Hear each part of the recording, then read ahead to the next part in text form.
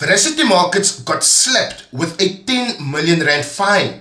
But why?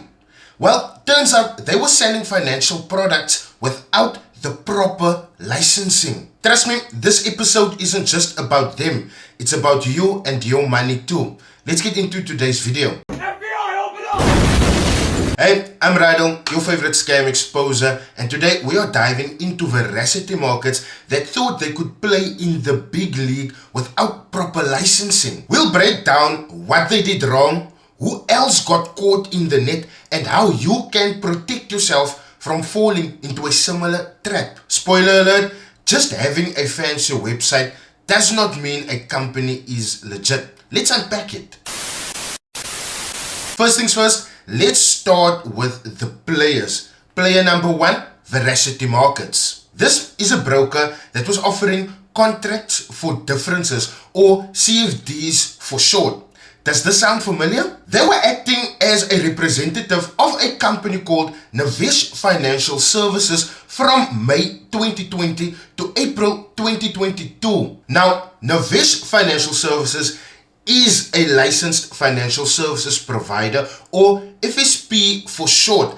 But the problem is they are only regulated for category 1. This means that they can only give advice or act as an intermediary, not directly sell or issue OTC derivatives. So when Veracity Markets started selling and issuing CFDs like they were running Wall Street, the alarm bells went off by the authorities. So what exactly are CFDs? Think of it as betting on the price of something like gold, Forex or stocks. But here's the thing, you are just speculating on the price. You're not actually owning the asset. You just predict if the price will go up or down.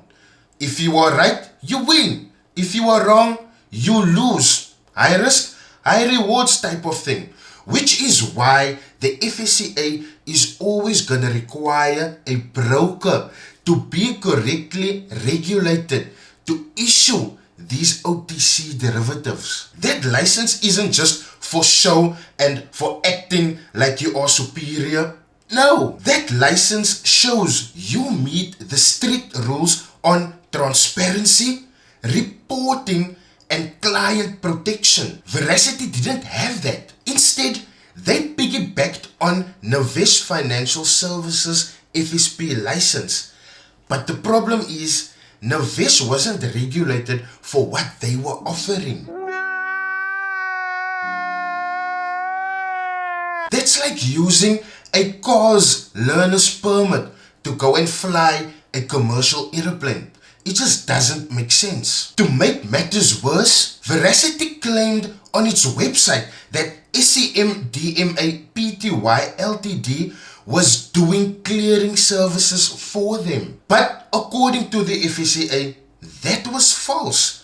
And this kind of seems like it's false advertising. When advertising comes into play, does this then mean clients were misled? When the FSCA started asking questions, Veracity and Navesh Financial Services directors gave misleading information about their ODP license. That's a direct violation of Section 139 of the FSR Act, the Financial Sector Regulation Act. The translation? Lying to a regulator. Before we go any further, I would like to give you guys some clarity on laws that were broken before the FSCA decided to drop the hammer. The first law that was broken was Regulation 2 of the Financial Markets Act. The second law that was broken was Section 13(1)(c) of the FICE Act, providing services in their own name, not the licensed company's name. The third law they broke was Section 2 of the FICE General Code, failure to act with due care and diligence. The fourth law that was broken was Section 139 of the Financial Sector Regulation Act, supplying incorrect or misleading information to the regulator. That's like failing your driver's test, stealing a traffic officer's car and then running into the traffic department with that car. So with all of these laws broken, it seems like the FSCA had to drop the hammer, and in a big way. So this is what they did. They slapped Veracity Markets with a 10 million rand administrative penalty. Its directors, Shelley Ann du Plessis and Dane Masani, were each fined 1 million rand. Novesh Financial Services, they not out of the radio.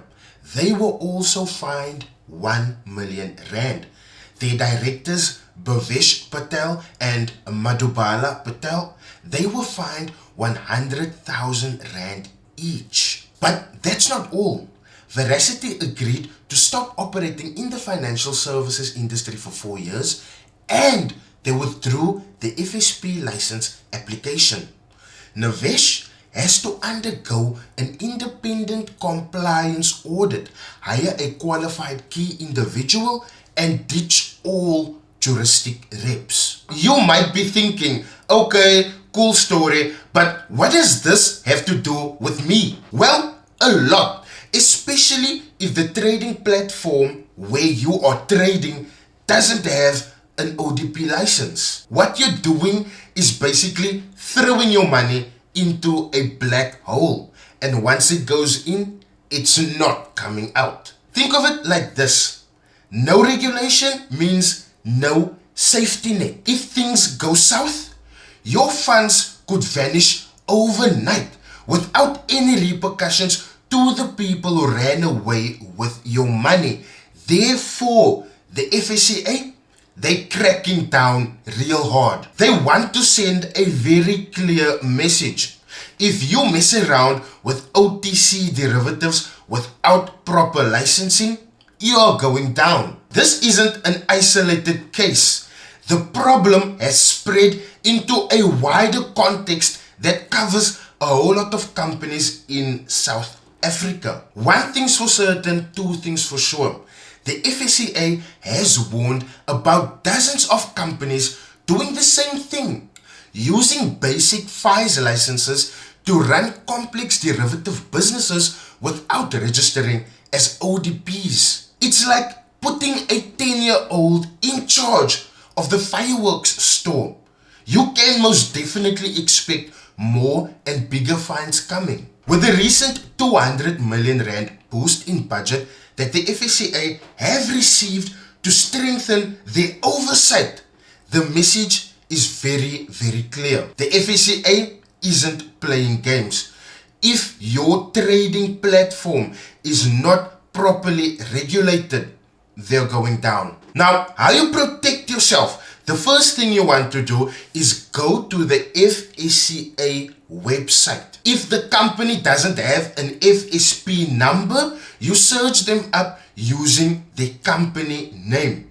If details pop up that they are regulated or they are a juristic rep, then everything might be well. All you need to do is then take a further look into the categories that they are regulated for. But if the details do not pop up, if no FSP search matches their details, I'm gonna need you to take your money out ASAP and run for the hills. For those over paranoid people, here's the last step. Please check who holds your funds. Reputable and regulated brokers work with big banks. If it's not trusted banks, it's licensed custodians. But please do make sure, do your due diligence properly to ensure that you haven't tripped over yourself. So here's the key takeaways.